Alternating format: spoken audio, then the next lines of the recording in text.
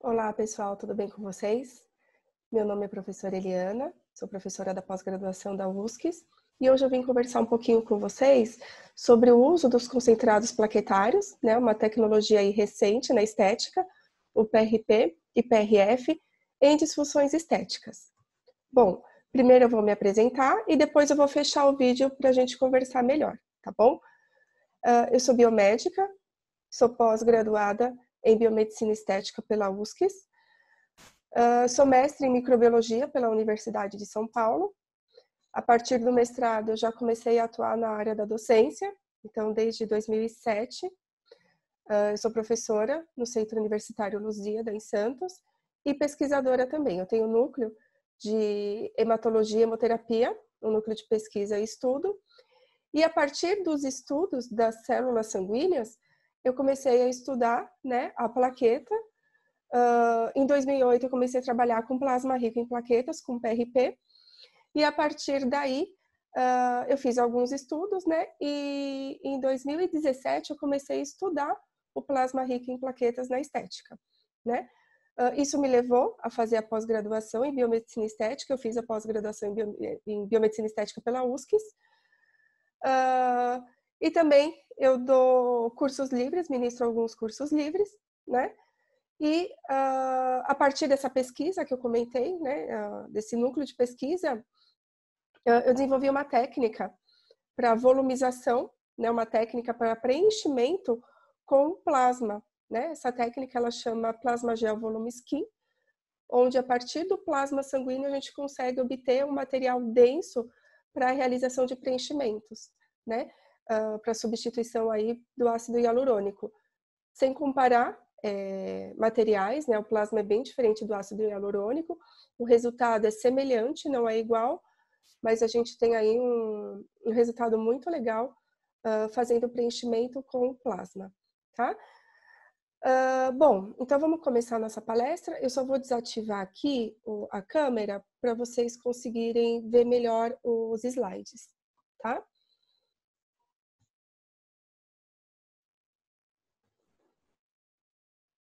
Vamos lá.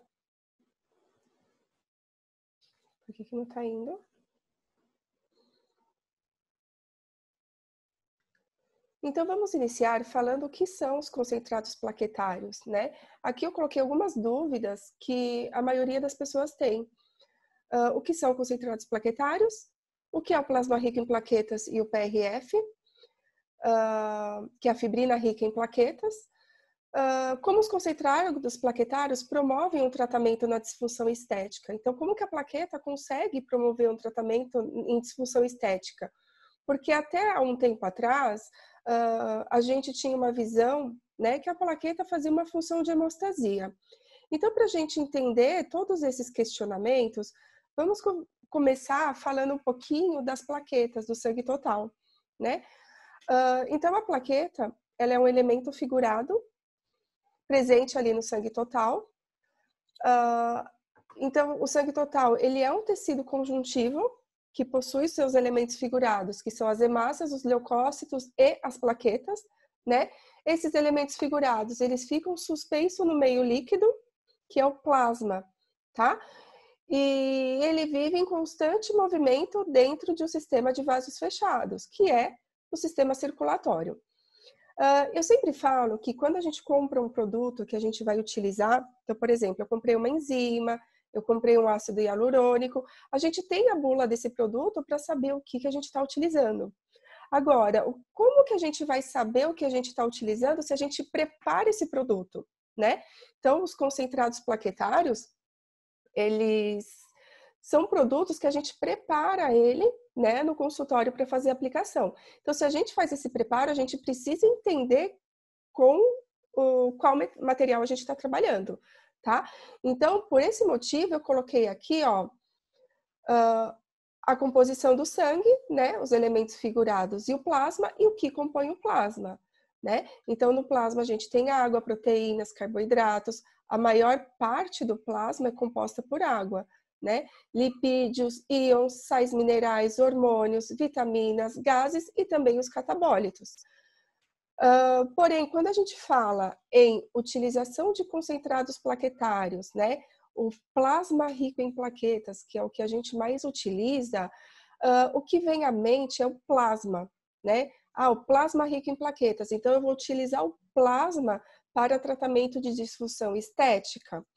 Na verdade, a gente aplica o plasma porque a função de tratamento está nas plaquetas, tá? Então, a função do tratamento estético está nas plaquetas e não no plasma. Porém, as plaquetas, elas estão submersas no plasma, tá bom? Então, por isso que a gente tem o plasma rico em plaquetas. Aqui eu enumerei as várias funções do sangue, então, de acordo com todos os seus componentes, né?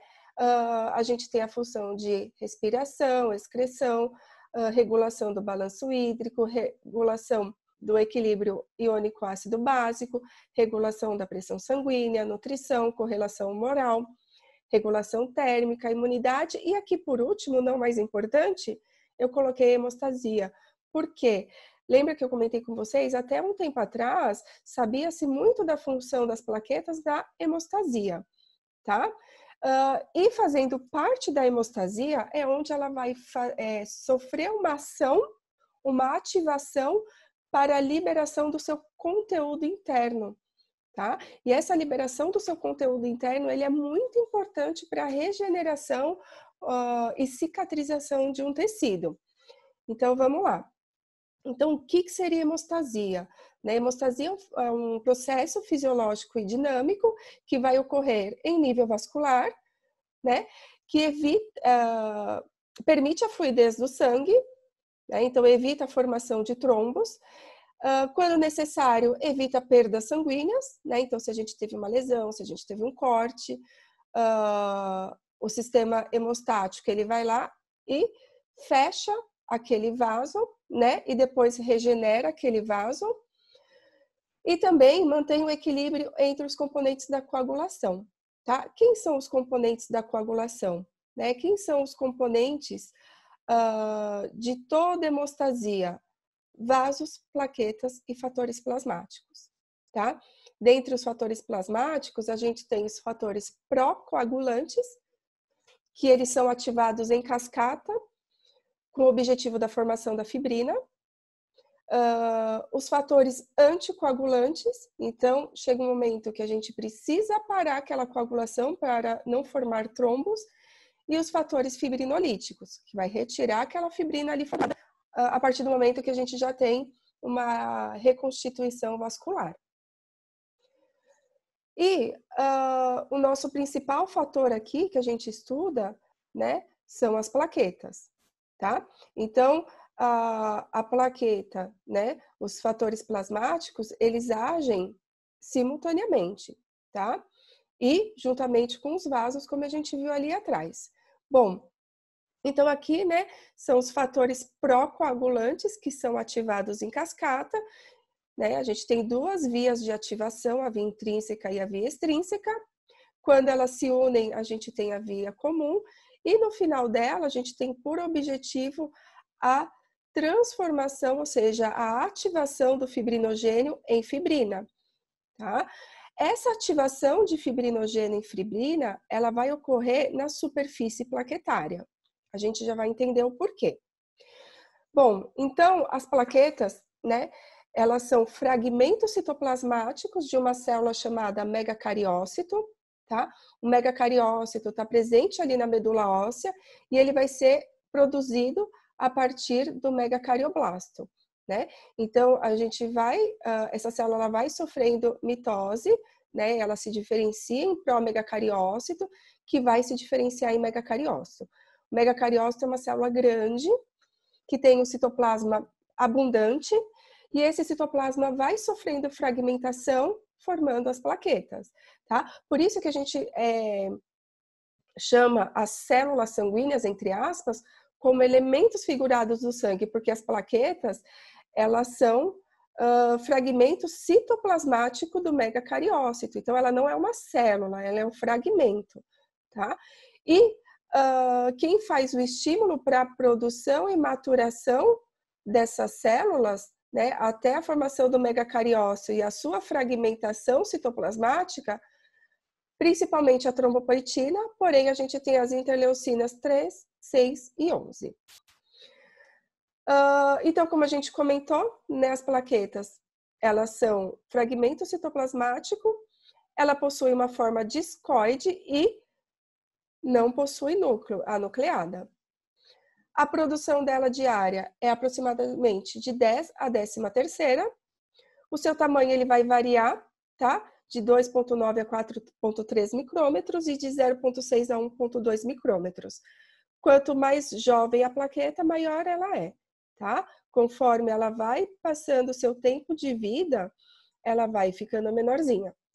Ela possui um volume ali aproximadamente de 7 femtolitros e aqui o que interessa pra gente, ó, ela possui o seu citoplasma com presença de grânulos.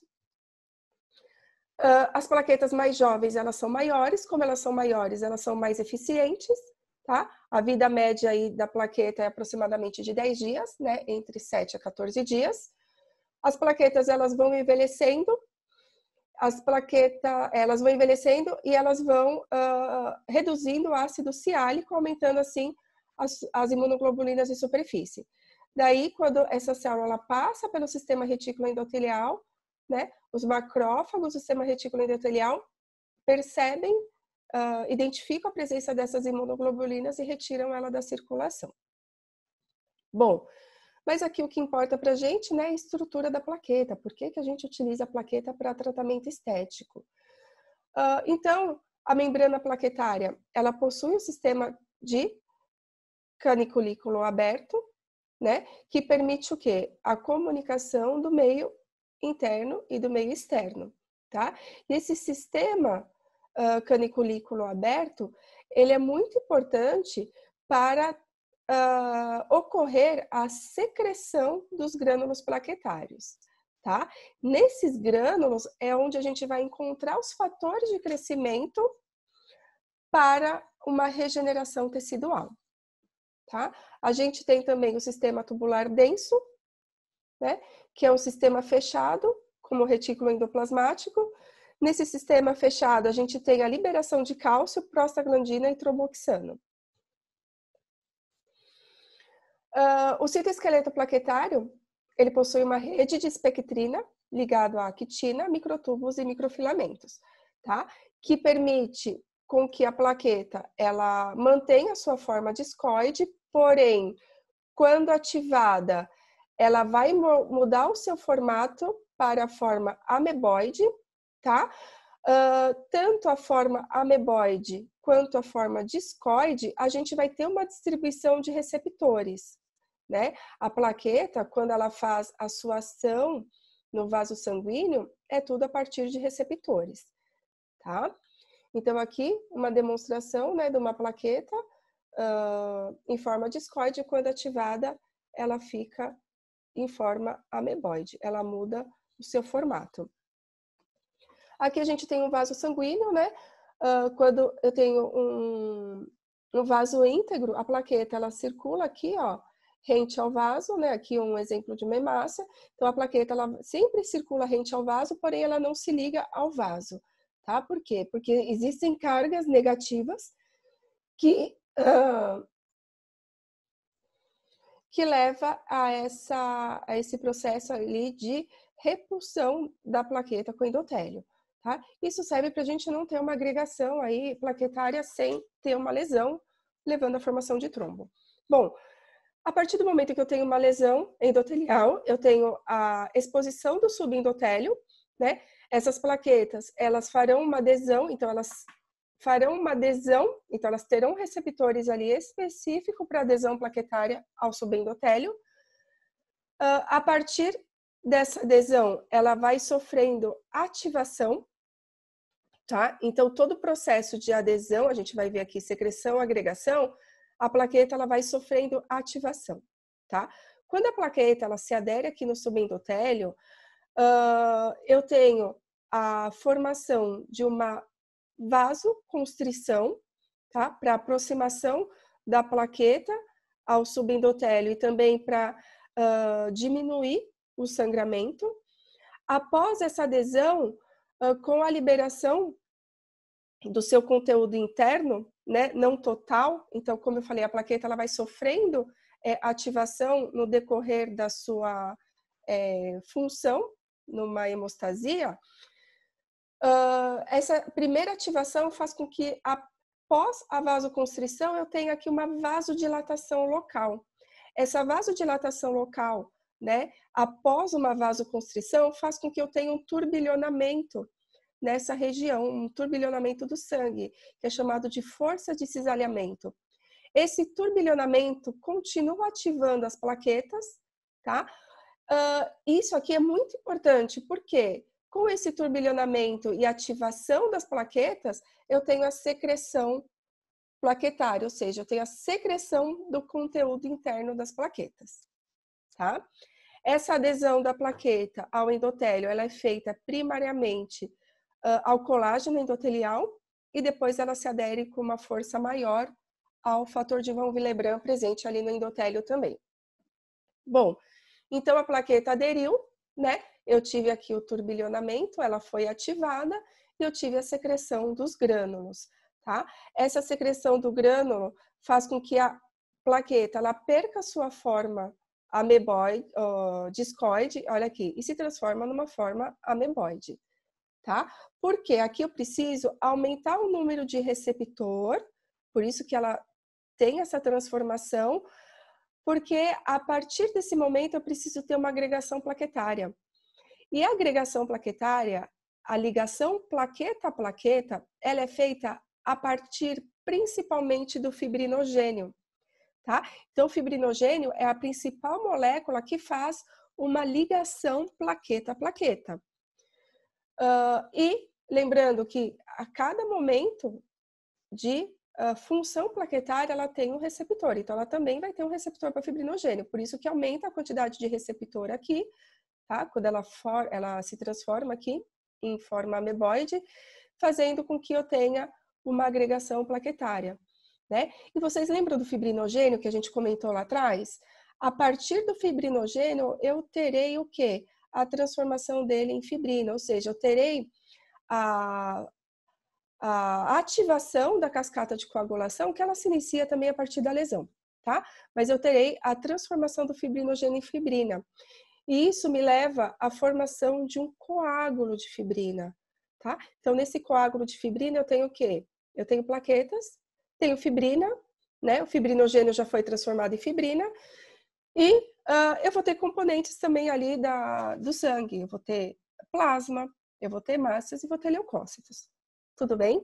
Então, isso aqui é muito importante para a gente entender o que são os concentrados plaquetários, né? Então, quando a gente fala da fibrina rica em plaquetas, o que é a fibrina rica em plaquetas? É um coágulo de fibrina. Então, nesse coágulo de fibrina, eu tenho plaquetas aderidas a esse coágulo, certo?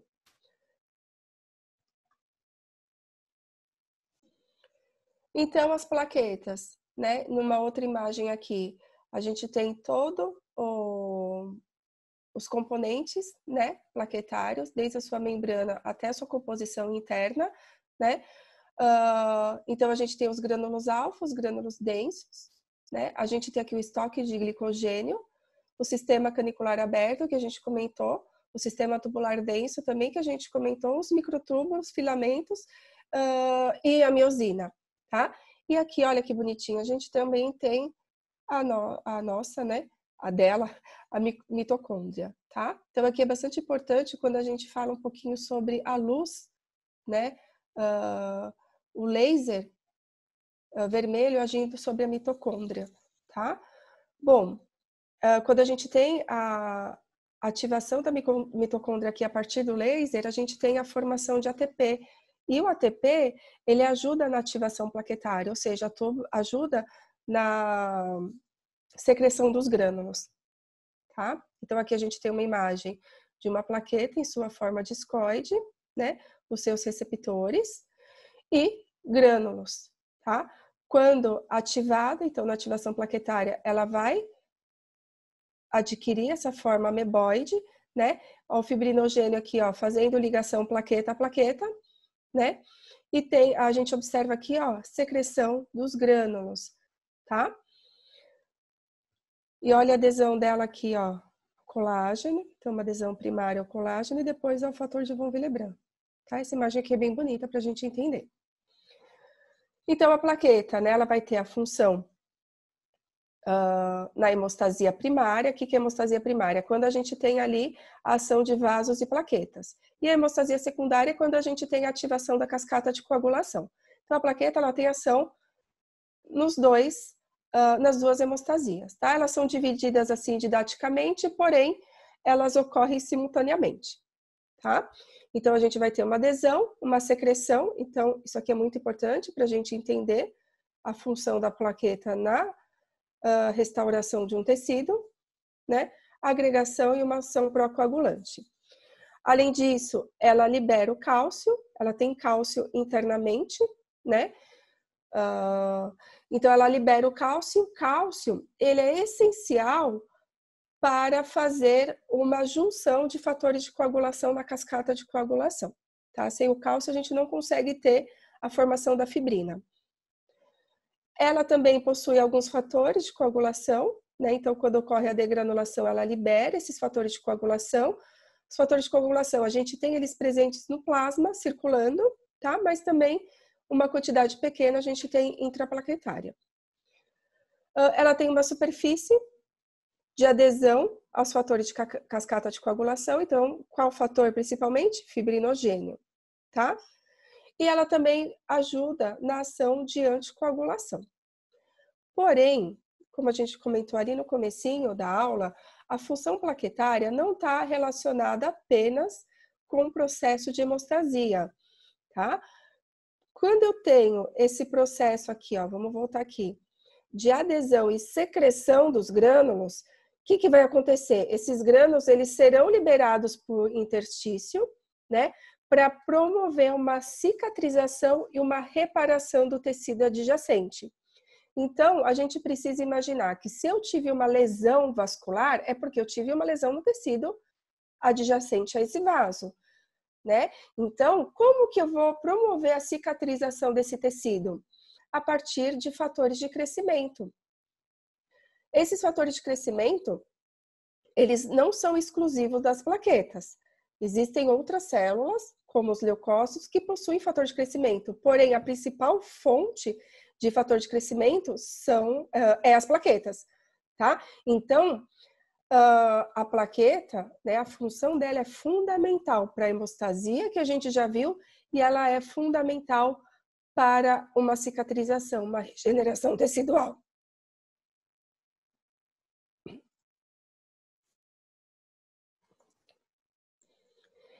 E esses fatores de crescimento, eles estarão presentes nos grânulos alfa das plaquetas. Então, as plaquetas, né, como a gente viu, tem grânulos alfa e grânulos denso, né? Porém, nos grânulos alfa, a gente terá aqui a presença dos fatores de crescimento, tá? Então, existe mais de 20 fatores de crescimento. Aqui eu coloquei dois principais, o PDGF, o fator de crescimento plaquetário, e o VEGF, o fator de crescimento vascular.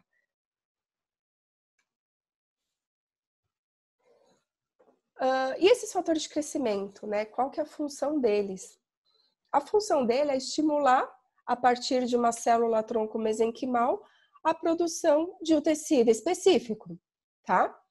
Então, como a gente comentou, as plaquetas possuem um papel modulador fundamental no reparo tecidual de todo o organismo, porque apesar dela ser um fragmento citoplasmático, ela possui uma estrutura complexa, tá?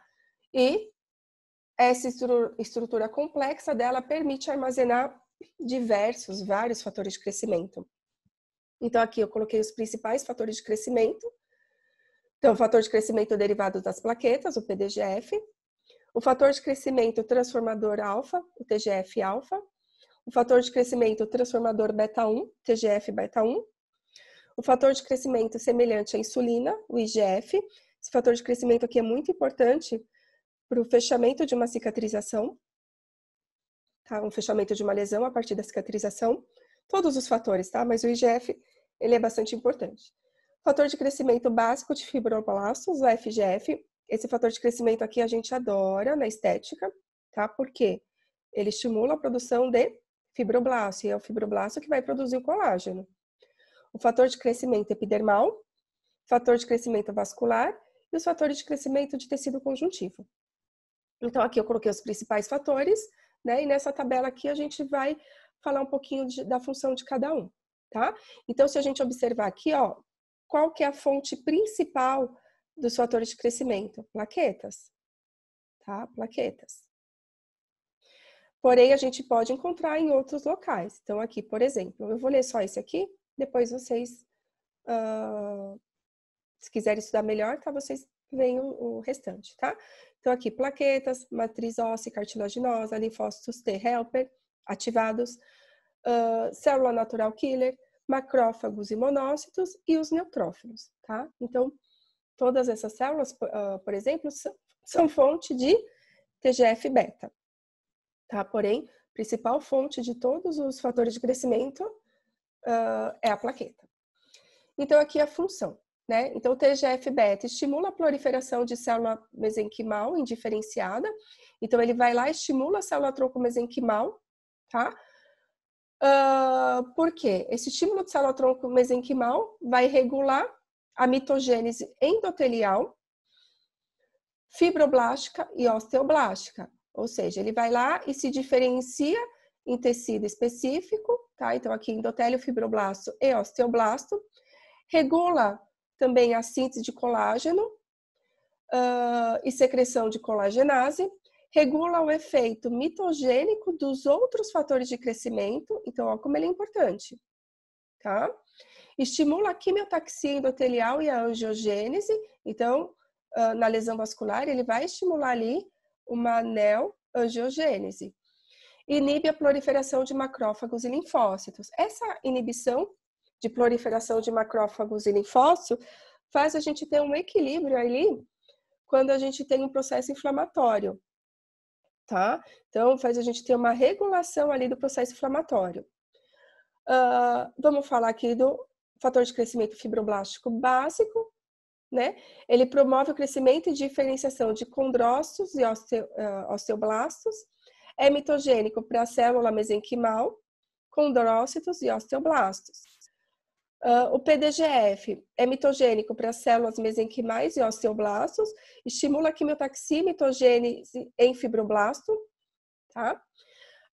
Células da glia e musculares lisa, regula a síntese de colágeno e secreção de colagenase, estimula a quimiotaxia de macrófagos e neutrófilo. Então, olha isso, olha o controle regulatório.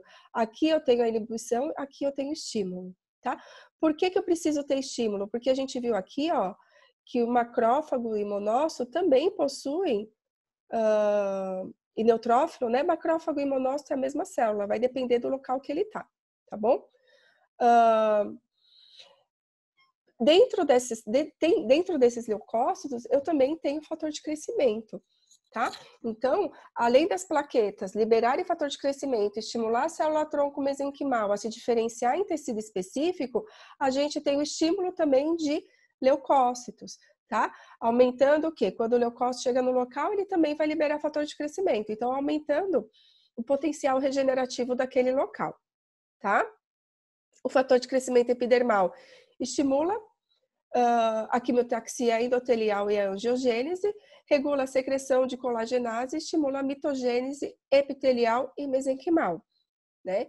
Então, aqui, ó, quando eu tenho a necessidade de célula epitelial para aquela regeneração, quem vai fazer o estímulo dela é o fator de crescimento epidermal. O VEGF, né, o fator de crescimento endotelial, ele aumenta a angiogênese e a permeabilidade vascular, né? Ou seja, ele vai fazer uma neovascularização e ele estimula a mitogênese de célula endotelial. O fator de crescimento de tecido conjuntivo vai promover uma angiogênese e regeneração de cartilagem, fibrose e adesão plaquetária. E o fator de crescimento semelhante à insulina estimula a célula tronco mesenquimal e epitelial a migrarem, dividir e aumentar a síntese de colágeno e matriz extracelular. Tá? Então, lembrando que quando eu tenho a formação de célula, eu preciso ter uma matriz para nutrir aquele tecido que eu acabei de formar, tá? Então, lembrando que para eu ter um tecido, eu preciso tanto da parte celular quanto da matriz. Então, aqui para a gente resumir um pouquinho, né? Então, as plaquetas, elas têm os grânulos alfa, né? Que quando ativados ali na ativação plaquetária, eles serão secretados, liberando os fatores de crescimento. Esses fatores de crescimento vão promover uma quimiotaxia de uma célula específica, de uma linhagem específica, a partir de uma célula tronco mesenquimal. Essa quimiotaxia vai levar à proliferação e diferenciação celular. A gente já vai falar de um exemplo. Toda vez que eu tenho a liberação desses grânulos alfa, eu vou ter uma neovascularização, tá? Porque eu tive uma lesão vascular. E eu também vou ter uma deposição, isso aqui é muito importante, de uma matriz extracelular, tá? Então, aqui é um exemplo, né? Onde eu tive, em nível fisiológico, uma lesão, adesão plaquetária. Nessa adesão plaquetária, eu tive uma ativação plaquetária e secreção dos grânulos, tá? A plaqueta aqui, quando ela ativa, ela muda a sua forma, promovendo aqui uma agregação plaquetária.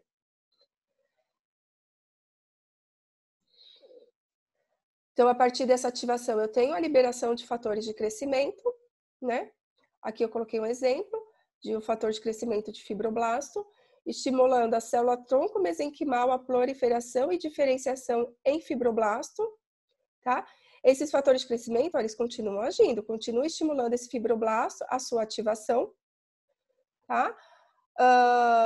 E esse fibroblasto ativado, ele vai continuar sofrendo ação dos fatores de crescimento para a produção de colágeno, certo? E aqui eu coloquei um monte de pontinho, ó, esses pontinhos são a vitamina C, tá? Que é muito importante na produção do colágeno. E aqui um exemplo, né, dessa diferenciação celular também para a produção de células endoteliais, tá? Para fazer o quê? Um fechamento desse tecido, tá? Desse vaso.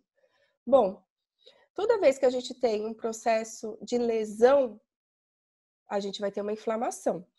Então, aqui eu coloquei o processo de a sequência de um processo inflamatório. Então, primeiro a gente tem a fase da inflamação, que vai gerar algumas características clínicas, dor, rubor, calor, enfim, toda a característica clínica de um processo inflamatório.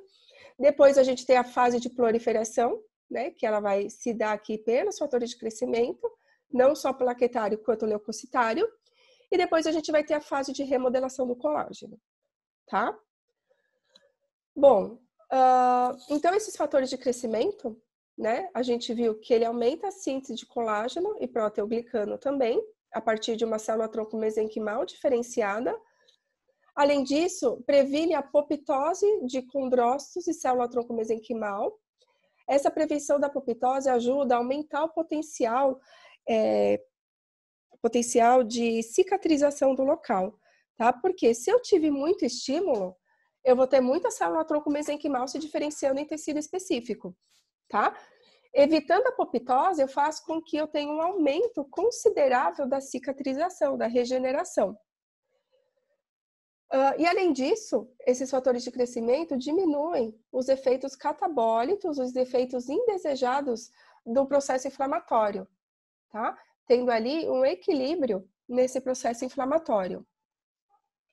Alguns pesquisadores, né, que utilizam, não só pesquisadores, mas profissionais que utilizam PRP, eles observaram que a utilização do PRP em cirurgias, em processos cirúrgicos, diminui aí os efeitos indesejáveis de uma cirurgia, né? Que é o quê? Dor, edema, né? Ele consegue diminuir esses efeitos indesejados do processo inflamatório produzido a partir da cirurgia, tá? Bom, agora que a gente já entendeu o que é a plaqueta, né? Como que ela faz a regeneração tecidual, a gente vai falar sobre os concentrados plaquetários. Então, o que são os concentrados plaquetários? São produtos nos quais a gente consegue concentrar a plaqueta. Concentrando plaquetas, a gente tem um aumento da concentração de fator de crescimento, né, que vai agir sobre um tecido específico no qual a gente administra ele, tá?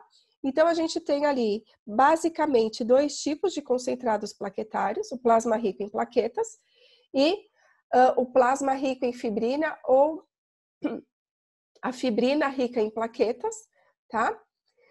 Então, o PRP, o plasma rico em plaquetas, é o produto derivado do sangue autólogo, obtido por um processo de separação celular, que é a centrifugação, resultando em um sequestro e concentração de plaquetas e seus respectivos fatores de crescimento, podendo ser utilizado, então, na terapia celular. Bom, toda a utilização de concentrado plaquetário, ele deve ser autólogo, sempre a partir do sangue do próprio indivíduo. A gente nunca pode fazer uma terapia com plasma rico em plaquetas ou o PRF a partir de sangue halogênico de outra pessoa, tá? Tem que ser autólogo, porque a gente tem ali o perigo de transmissão de doenças, né? E além disso, incompatibilidade sanguínea. Tá? A gente tem antígenos plaquetários, antígenos leucocitários e o eritrocitário é o que a gente mais conhece, que é o sistema BORH. Tá? Então, a gente não pode fazer a transfusão. Desculpa, olha, eu já... o meu sangue hemoterapeuta aqui. A gente não pode fazer a administração desse concentrado plaquetário, desse plasma rico em plaquetas e o PRF, de forma halogênica. Sempre tem que ser autogênica, autólogo, tá? Além disso, a gente precisa preparar esse concentrado plaquetário e aplicar após o preparo. A gente não pode deixar ele ali, conservar esses concentrados plaquetários para posterior aplicação, tá? Porque o sangue é o maior meio de cultura que existe, é o meio de cultura universal. Né? O agar-sangue, o chocolate, ele cresce, todas as bactérias crescem em agar-sangue e agar-chocolate, tá? Que o agar-chocolate também é proveniente do sangue. Então, a gente não pode armazenar esses produtos, tá bom? E para a produção do plasma rico em plaquetas, eu vou ter um plasma que contém plaquetas concentradas a partir de uma centrifugação. Para eu ter um plasma rico em plaquetas, eu preciso colher o sangue total daquele indivíduo com anticoagulante, tá? Já o plasma rico em fibrina ou a fibrina rica em plaqueta, e alguns falam que a plaqueta rica em fibrina injetável, o IPRF, a gente vai fazer a coleta desse sangue em tubo seco, ou seja, a gente vai ter a formação daquilo que a gente mostrou lá atrás, tá? De uma membrana, um coágulo de fibrina que contém as plaquetas ali. Né? Porém, eu não consigo aplicar esse coágulo, falando em estética, em aplicação desse material líquido na estética, tá? Então, o que os pesquisadores, né, alguns indivíduos dizem, é que esse sobrenadante, que apesar de ser chamado plasma, não é um plasma, é um soro, porque a gente colheu com tubo seco, né? Esse soro, ele não possui plaquetas, porque a plaqueta ficou ali no coágulo, tá? Porém, ele possui alguns fatores de crescimento dispersos naquele soro. Só que se a gente olhar os artigos científicos, que a gente vai comentar sobre alguns daqui a pouquinho, os estudos científicos, eles não fazem com o IPRF, para área estética, tá? Eles usam plasma rico em plaquetas. Então, aqui, são várias terminologias que a gente pode encontrar em relação aos concentrados plaquetários, tá? Essas terminologias, elas foram modificando de acordo com como você prepara o seu concentrado plaquetário. Eu centrifugo numa força gravitacional X, eu centrifugo numa força gravitacional Y, eu uso não sei quantos mil RPM. Então, cada um que foi fazendo um protocolo diferente, né, cada pesquisador, cada grupo de estudo, eles foram denominando de uma maneira diferente, tá? Até que um pesquisador, Chukron e Dohan, eles fizeram o preparo, né, desse material sem anticoagulante. Então, eles chamaram isso de PRF, tá? Então, aqui a gente tem entre os PRPs todas essas nomenclaturas, tá? O gel de plaquetas é a partir da ativação do PRP, a gente vai ter um gel de plaquetas, um coágulo, tá? E nesse coágulo, a gente vai ter as plaquetas ali presente. Também é um material que a gente não consegue injetar. Esse gel de plaquetas não é o plasma gel que a gente comentou ali no comecinho, lá quando eu fui fazer a minha apresentação, tá? Então, aqui a gente tem os PRFs, né? O LPRF, que é o PRF rico em leucócito, o IPRF, que é o PRF injetável, o Advanced PRF ou Advanced PRF Plus, né? Tudo isso também ele foi denominado a partir de diferenciação de força gravitacional de centrifugação. Existe também uma terminologia que é o PRP endovenoso, e aqui a gente tem duas terminologias, plasma gel, plasma mix ou plasma filler, que é aquele plasma que eu comentei com vocês, né? Que é aquele gel de plasma, tá? Esse gel de plasma não tem fator de crescimento, ele não tem plaquetas, tá? Então, ele não vai ser utilizado para uma regeneração tecidual. Ele não vai ser utilizado para o aumento da celularidade local. Ele vai ser utilizado apenas para volumizar, preencher. Bom, então os concentrados plaquetários, né? Eles terão 10 vezes mais plaquetas do que os níveis basais de uma lesão. Então, eu tenho uma lesão, fiz uma lesão, eu tenho o número X de plaquetas naquela lesão, porque a gente já viu que a plaqueta vai lá fazer toda a sua atividade hemostática e regenerativa. Quando nessa mesma lesão eu adiciono os concentrados plaquetários, eu tenho até 10 vezes mais plaquetas, tá? Aqui tá escrito palqueta, gente, desculpa, isso aqui eu vou arrumar. E quando eu tenho 10 vezes mais plaquetas, indica que eu tenho 10 vezes mais o quê? Fator de crescimento, tá? Eu posso ter até 125% a mais de leucócitos, porque eu posso ter, porque a quantidade de leucócito, quem vai determinar sou eu quando eu estiver preparando, ou vocês, né, esse concentrado plaquetário, tá? Se a gente fizer a captação da camada de buff coat, né, a gente vai ter mais leucócitos do que se a gente não pegar aquele buff coat. Já vou mostrar para vocês daqui a pouquinho o que é esse buff coat. É uma camada leucoplaquetária quando a gente faz a centrifugação da amostra, tá? Bom, então a gente vai aumentar consideravelmente a liberação dos fatores de crescimento, até 10 vezes, aumenta consideravelmente a regeneração tecidual e, a partir tanto dos fatores de crescimento plaquetário que estimulam a migração de leucócitos, quanto a presença dos próprios leucócitos, a gente tem também um aumento na atividade antibacteriana daquele local que foi aplicado o concentrado plaquetário, que foi administrado o concentrado plaquetário, tá?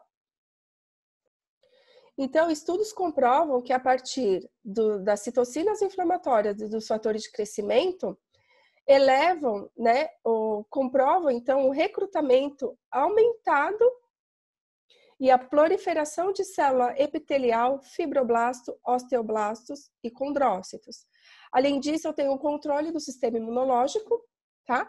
O seu potencial em recrutar célula-tronco circulante e a capacidade de garantir a cicatrização dos tecidos epiteliais. Então, a partir desse processo comprovado cientificamente,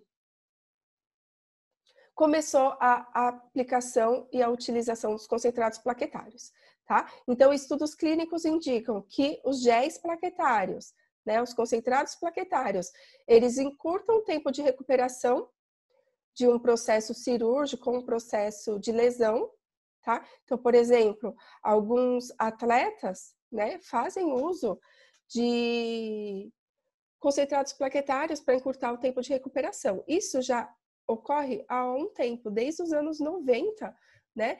Já descrito, tanto na literatura quanto na mídia esportiva, o uso do PRP para encurtar o tempo de recuperação de alguns atletas, tá?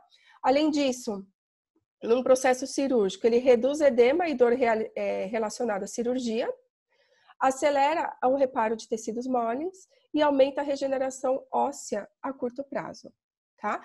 E a partir da utilização clínica dos concentrados plaquetários, começou então o estudo dos concentrados plaquetários na estética. Aqui eu tenho uma tabelinha onde eu tenho as diferentes condições clínicas para a utilização do PRP, tá? Então, aqui o manejamento de feridas, né? Ele é bastante utilizado em feridas diabéticas para aumentar o processo de regeneração ali de ferida diabética. Ortopedia e medicina esportiva, né? Como a gente comentou. Dermatologia, então aqui eu circulei para vocês, né? A gente vai falar sobre isso agora, a partir de agora. A utilização em cirurgia oral e maxilofacial, administração em cirurgias plásticas, né? O cirurgião plástico ele tem 2 medos, né? Após a cirurgia. Um é a deiscência cirúrgica e segundo a presença de fibrose. E já foi comprovado que utilizando o PRP em processos cirúrgicos plásticos existe a diminuição da tendência à formação de fibrose e também a diminuição de deiscências cirúrgicas, tá? Além disso, ele já é utilizado em ginecologia e medicina reprodutiva, né? Em medicina reprodutiva está se utilizando para o aumento do endométrio em mulheres que não conseguem ter esse aumento após uma fecundação. Otorrinolaringologia, cirurgias urológicas comum e oftalmologia. Tá? Então, esses são os usos clínicos, né? As intervenções clínicas do uso dos concentrados plaquetários. E na estética? Né? Na estética, ele pode ser utilizado em várias situações, todas essas descritas na literatura, tá? A gente vai comentar de algumas. Então, como rejuvenescimento facial, a partir do estímulo do fibroblasto, né? Estímulo do célula-tronco mesenquimal estimula o fibroblasto que vai produzir colágeno, tá? É utilizado em cicatrizes de acne, também pelo estímulo ali do colágeno. Melasma existe apenas 2 artigos, né? Então, assim, é muito discutida a utilização do PRP no melasma, porque o PRP tem o VEGF, né? E o melasma já foi caracterizado isso, tanto que tem até um ácido específico para a diminuição do VEGF, que é o ácido tranexâmico. Então, há aí digamos que uma dúvida na utilização do PRP para melasma, tá? Será que ele realmente diminui ou ele pode aumentar porque no PRP a gente tem o VEGF, tá? Bom, ele já foi descrito em melhoras de olheiras, tá? Também a olheira a gente tem essa preocupação com o VEGF. Estrias, cicatrizes, né? Cicatrizes de acne, a própria estria, queimaduras, deiscência cirúrgica, né? Eu tenho 2 trabalhos aqui que eu ainda não publiquei, né? Por isso que eu nem coloquei a imagem para vocês. Eu tenho 2 trabalhos com a utilização do PRP em queimaduras e deiscências cirúrgicas. Alopecia androgenética, transplante capilar, feridas diabéticas e flacidez, tá? Então, aqui eu coloquei a importância da vitamina C, né? A vitamina C ela é muito importante na formação do colágeno, então a gente precisa fazer, quando a gente faz uma terapia com PRP, precisa também fazer uma terapia com vitamina C, né? Seja intradérmica, seja em creme, seja em via oral, tá? Mas a gente precisa suplementar a vitamina C de alguma maneira. Então, o processo de rejuvenescimento mais importante para uma pele fotoenvelhecida é a remodelação do colágeno. E os fibroblastos dérmicos são conhecidos por terem essa função mais importante, tá? Então, a função dos fibroblastos é estimulada por muitos fatores de crescimento, incluindo o IGF, o EGF, a interleucina 1 e fator de necrose tumoral alfa, tá? Então, a gente tem aqui, os fatores de crescimento, além das citocinas, importantes para o estímulo de fibroblasto.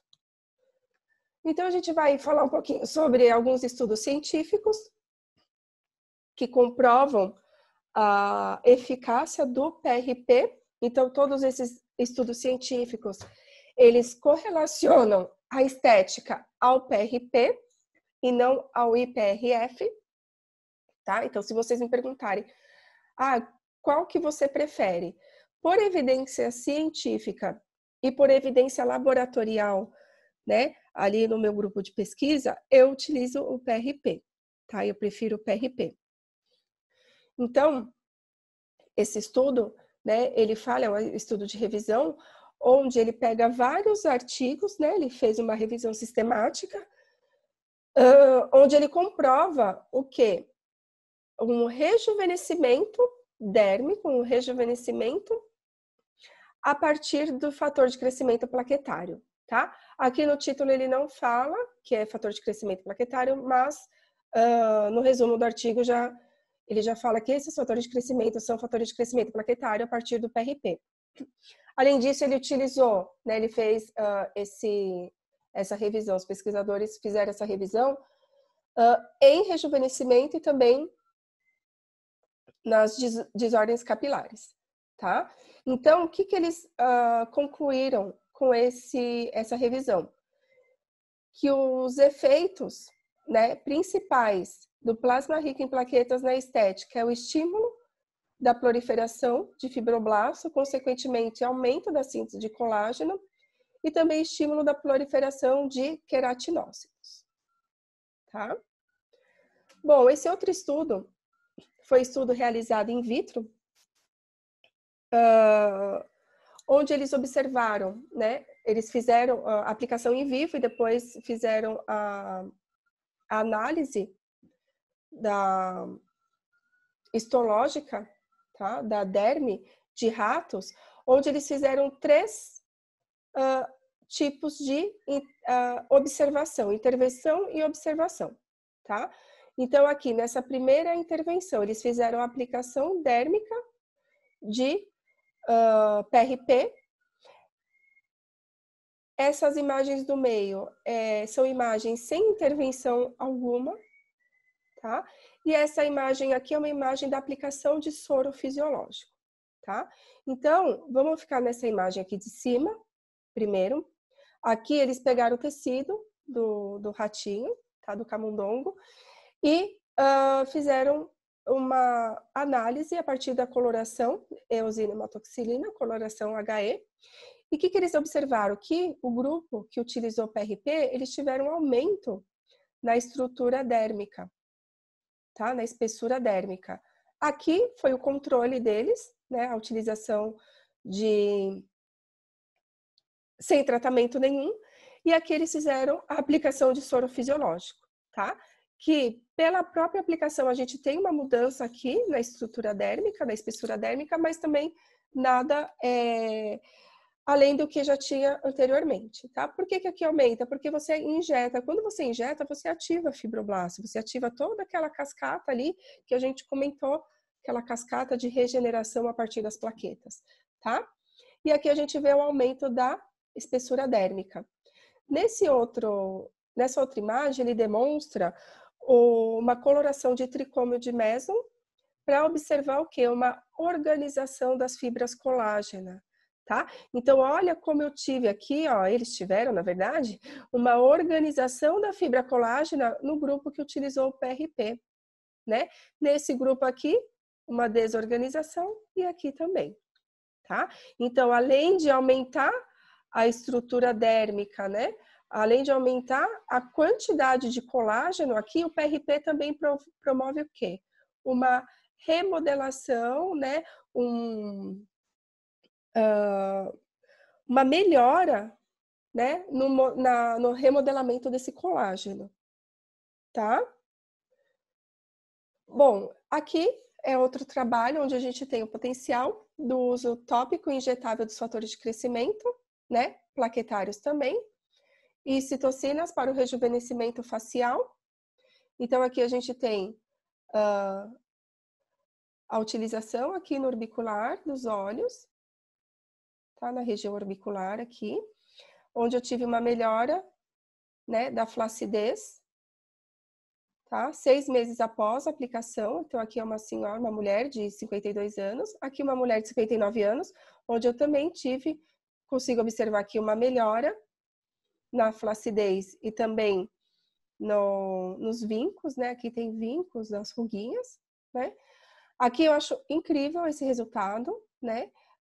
Onde eu tenho uma flacidez palpebrar aqui, né? E uma melhora dessa flacidez. E aqui eu também tenho uma melhora dos vincos, das rugas, tá? Então, antes e 6 meses depois, baseline e 6 meses depois. Bom, lembrando que esses estudos, eles são realizados apenas com uma técnica, né? Então, aqui o PRP. A gente pode associar o PRP a outros tratamentos, né? Então, eu posso associar o PRP a um skin buster, né? Não na mesma sessão. O PRP a gente sempre tem que fazer em sessões isoladas, porque a plaqueta ela é muito sensível, então ela degrada muito fácil, tá? Então, em sessões isoladas a gente pode associar, tá? Posso associar uma carboxiterapia, uma terapia com ozônio, posso associar uma luz, tá? Carboxiluz e ozonioterapia a gente pode colocar na mesma sessão, tá? Porque são fatores que não são prejudiciais às plaquetas. O que a gente não pode fazer numa mesma sessão, por exemplo, eu vou misturar ali o meu PRP com vitamina C, né? Porque a vitamina C, ela é essencial na formação do colágeno. Não posso. Então, se eu quero fazer terapia com vitamina C, uma mesoterapia com vitamina C, eu faço uma semana antes, ou uma semana depois, ou 15 dias antes, 15 dias depois, tá? Nunca na mesma sessão. Aqui também, outro estudo que fala do potencial, né? Na verdade, é o mesmo estudo, desculpa, é o mesmo estudo, do potencial aqui de regeneração, de rejuvenescimento, né? Então, olha, o vinco como diminuiu, tá? 12 semanas depois da aplicação. Então, eu tive uma qualidade dérmica, olha a qualidade dessa derme, como melhorou, tá? E, além disso, eu tive uma diminuição desse vinco. Aqui a utilização,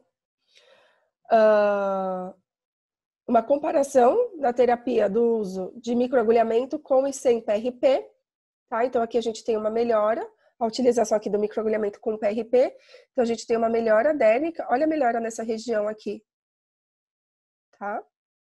Uma organização, né? A gente pode observar que organizou. Olha essas linhas de expressões aqui, ó. Elas desapareceram, tá? Olha aqui, ó, linha de expressão aqui, ó. Aqui diminuiu, né? Porque aqui ela estava um pouquinho mais profunda, tá? Então aqui, ó, foram 4 sessões de microagulhamento com PRP, tá? O próprio microagulhamento estimula bastante, né, a formação do colágeno. Quando a gente adiciona o PRP, a gente viu que pode aumentar até 10 vezes mais aquele estímulo, tá bom? Aqui foi um estudo que comparou a utilização do PRP, do microagulhamento com PRP para cicatriz de acne, né? Então, o que os pesquisadores fizeram? De um lado da face, do lado direito, eles fizeram no mesmo indivíduo microagulhamento com PRP e do lado esquerdo microagulhamento com água destilada como controle, tá? Então, aqui a gente observa que teve melhora nos 2 casos, né? Se a gente comparar, porém, aqui a gente observa o quê? Uma reorganização, ou seja, aqui a gente ainda observa as bordas da cicatriz, aqui a gente não observa borda de cicatriz, tá? Nesse caso, a mesma coisa, foram 2 casos que eles colocaram. Então, aqui, o tratamento com PRP e aqui um tratamento sem PRP, tá? Então, aqui a gente observa as cicatrizes ainda com borda, aqui a diminuição da borda da cicatriz, tá? Isso pelo potencial de remodelar ali o colágeno. Esse estudo aqui foi estudo em estria, né? Ele fez um estudo comparativo entre carboxiterapia, plasma rico em plaquetas e radiofrequência tripolar, né? O que eles falaram nesse estudo? Eu não escrevi aqui, mas eles observaram que a utilização do PRP, ele teve um melhor resultado em estrias rubras, tá? Então, aqui, ó, paciente com estria rubra, então, utilizando o PRP. Aqui, paciente com estria rubra, utilizando carboxiterapia.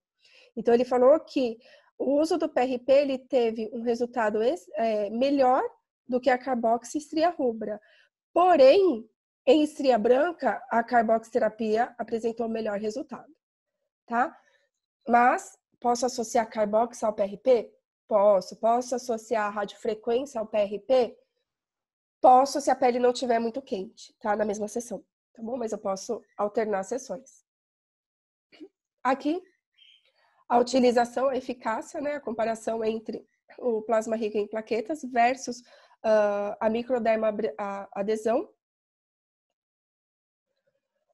onde eu tenho aqui o resultado da utilização do plasma rico em plaquetas, tá? Então, após 6 sessões, tá? Olha como reduziu essa estria, né? Aqui já está quase imperceptível.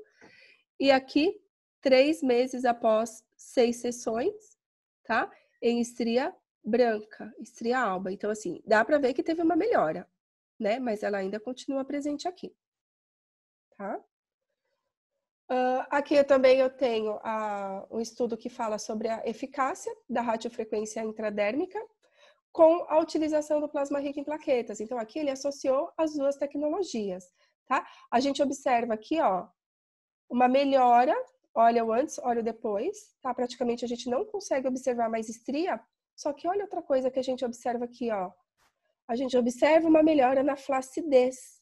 Olha a flacidez do antes e olha a flacidez, né? Quase assim, imperceptível aqui no depois, tá? Aqui ele coloca o resultado, né, da melhora da estria. Então, se foi baixo, moderado, um resultado marcante e um resultado excelente. Na estria, a gente sabe que é muito difícil de trabalhar, né? E aqui a satisfação dos indivíduos que participaram do estudo, tá? Então, aqui aproximadamente 2 indivíduos insatisfeitos, né? Aqui muito satisfeito, ou pouco satisfeito. Aqui indivíduo satisfeito foi a maioria e muito satisfeito aqui em segundo lugar, tá? Eu acho que isso aqui é muito importante quando a gente faz o tratamento estético. A gente sempre verificar o grau de satisfação do paciente.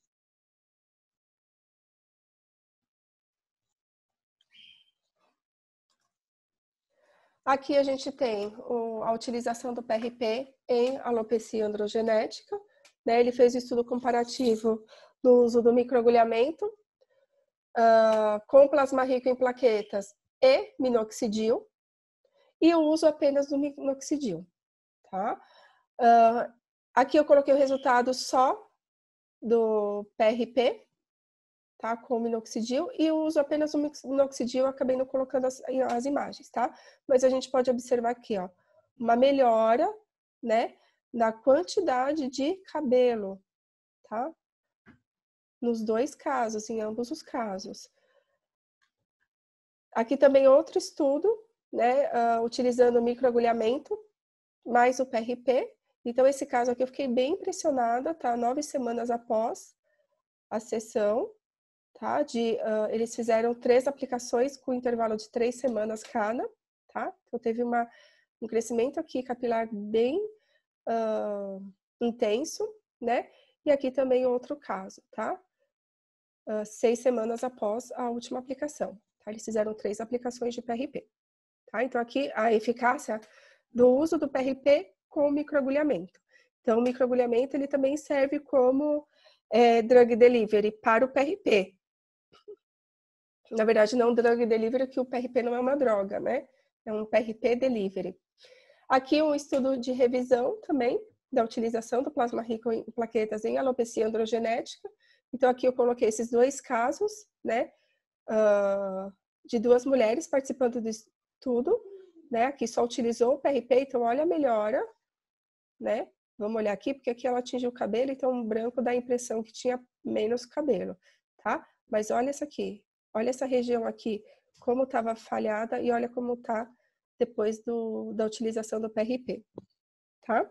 Aqui, ó, 4 meses após 5 aplicações do PRP, tá? Então, aqui foram 5 sessões e aqui 3 sessões, tá? 3 meses após 3 sessões. Esse estudo aqui é um estudo de revisão, onde ele vai falar a aplicação do PRP em cirurgia plástica, tá? Principalmente, ó, ele fala sobre a diminuição da ferida, né? Então, ele fala aqui do sucesso da aplicação de PRP em cirurgia plástica. Esse estudo aqui, ele fala sobre o gel de PRP, né? Ele coloca aqui como gel de PRP, mas quando a gente faz a leitura aqui dos materiais e métodos, a gente vê que esse gel é o plasma gel, tá? Então, na verdade, isso aqui é um resumo de um trabalho publicado no Congresso de Cosmetologia, Tricologia e Práticas Estéticas no Japão, em 2018, né? Então, o plasma gel é algo novo, onde a gente tem esse resumo, né, que a gente consegue encontrar no PubMed, e esse trabalho, tá? No PubMed, esse trabalho já é um trabalho completo, né, de 2019, então o plasma gel é algo novo, né, que ele é utilizado, ó, para o preenchimento, né, que leva a um rejuvenescimento facial, tá? Mas ele não é utilizado como fontes de fator de crescimento, fonte plaquetário, né? E o PRP, a gente vai obter a partir de uma força gravitacional exercida sobre o sangue total. Então, essa força gravitacional faz com que eu tenha, deixa eu ver aqui nessa imagem, faz com que eu tenha sedimentação da hemácia, né? Então, a gente aplica uma força gravitacional específica, né? A gente tem a separação dos elementos figurados do sangue, então a hemácia ela é mais densa que os granulócitos e linfócitos, e a plaqueta menos densa. Então, a gente consegue obter, a partir de uma força gravitacional específica, a presença das plaquetas no plasma, tá? Então, aqui é o processo, eu tenho o sangue total que vai sofrer uma centrifugação. Essa centrifugação leva à sedimentação das hemácias. Aqui, lembra que eu falei do buff coat? Então, o buff coat é isso aqui, ó, essa camadinha leucoplaquetária, tá? Então, essa primeira centrifugação, ela tem que ser com uma força gravitacional específica, onde eu tenho aqui um plasma que vai ter, após a centrifugação, as plaquetas suspensas. Se eu colocar uma força gravitacional muito alta, o que acontece com essas plaquetas? Elas vão sedimentar. E eu não consigo obter um plasma com plaquetas, tá? Então, eu separo esse plasma com plaquetas em outro tubo, promovo uma segunda centrifugação. Nessa segunda centrifugação, eu tenho a sedimentação das plaquetas, né? Após essa segunda centrifugação, então, eu exerço uma força gravitacional maior, tendo, então, a sedimentação dessas plaquetas, e eu fico aqui no sobrenadante com plasma pobre em plaquetas. Eu retiro esse sobrenadante com plasma pobre em plaquetas e obtenho aqui o plasma rico em plaquetas, tá? Então, isso aqui é para exemplificar para vocês, né, como é o preparo do plasma rico em plaquetas. O IPRF, como eu falei para vocês, a gente prepara a partir de um tubo sem anticoagulante. O tubo sem anticoagulante, a gente não consegue obter um plasma rico em plaquetas, tá? A gente consegue obter um coágulo de plaqueta e fibrina, tá? Esse coágulo de plaqueta e fibrina, ele é muito utilizado por dentistas e também em feridas, né? Então, um levantamento do seio maxilar, muitos dentistas usam esse PRF, tá? E o sobrenadante aqui eu teria o IPRF, tudo bem? E o plasma gel, ele vai ser formado a partir do plasma, tá? Esse plasma pode ou não ter plaquetas, porque indiferentemente, né? Como para produção desse plasma gel, eu elevo muito a temperatura em altas temperaturas, a plaqueta ela perde a sua função, ela vai ser destruída, tá? Então, a gente não tem função plaquetária aí no plasma gel. Bom, gente, espero que eu tenha conseguido passar para vocês, né, todo o conteúdo. Aqui eu deixei os meus contatos, caso vocês tenham alguma dúvida, né, pode me adicionar no WhatsApp. Aqui eu deixei também meu e-mail para vocês, tá bom? E a minha página no Instagram, gente. Agradeço a todos, né, pela atenção. Agradeço também o convite da UFSC, né, do Dr. Rodrigo. E fiquei muito feliz em poder participar aí desse projeto, tá bom? Gente, um abraço em todos e até a próxima. Deixa eu colocar aqui meu rostinho para eu dar tchau para vocês, tá? Gente, obrigada, viu? Pela atenção de vocês. Obrigada ao USCS mais uma vez. Rodrigo, muito obrigada, doutor Rodrigo, pelo convite, tá bom? Abraço em todos, gente. Tchau.